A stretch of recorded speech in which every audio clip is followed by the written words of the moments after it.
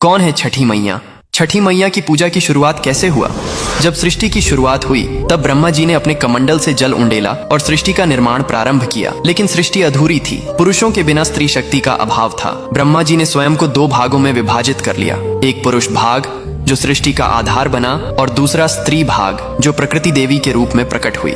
यह प्रकृति देवी ही सृष्टि की अधिष्ठात्री थीं, जिन्होंने स्वयं को 6 भागों में विभाजित कर लिया। इन 6 भागों को षड्मातृकाएं कहा जाता है, लेकिन छठी मैया का स्वरूप इनसे अलग और विशेष था। वे ब्रह्मा जी के मन से उत्पन्न हुई। मार्कंडेय पुराण में स्पष्ट उल्लेख है कि सृष्टि के छठे दिवस पर ब्रह्मा जी ने उन्हें जन्म दिया ताकि वे संतान की रक्षा का दायित्व संभालें। ब्रह्मा जी के मन से उत्पन्न हुई, इसलिए मानस पुत्री कहलाती हैं। ब्रह्म वैवर्त पुराण में बताया गया है, जहाँ छठी मैया को सूर्य देव की बहन बताया गया है। सूर्य देव ने अपनी बहनों की रक्षा के लिए छठी मैया को विशेष शक्ति प्रदान की। कथा के अनुसार जब सूर्य देव अपने रथ पर सवार होकर आकाश में विचरण कर रहे थे तो राक्षसों ने देवलोक के बच्चों को नुकसान पहुंचाना शुरू कर दिया। सूर्य देव ने अपनी छोटी बहन षष्ठी देवी को बुलाया और कहा, हे बहन, तुम्हें संतान की रक्षा का भार संभालना होगा। मेरी किरणों से शक्ति लो और पिशाचों का संहार करो। छठी मैया ने तपस्या की। वे सूर्य की किरणों के नीचे खड़ी रहीं, जल अभिषेक किया और ठेकुआ गुड़ गेहूं का प्रसाद चढ़ाया।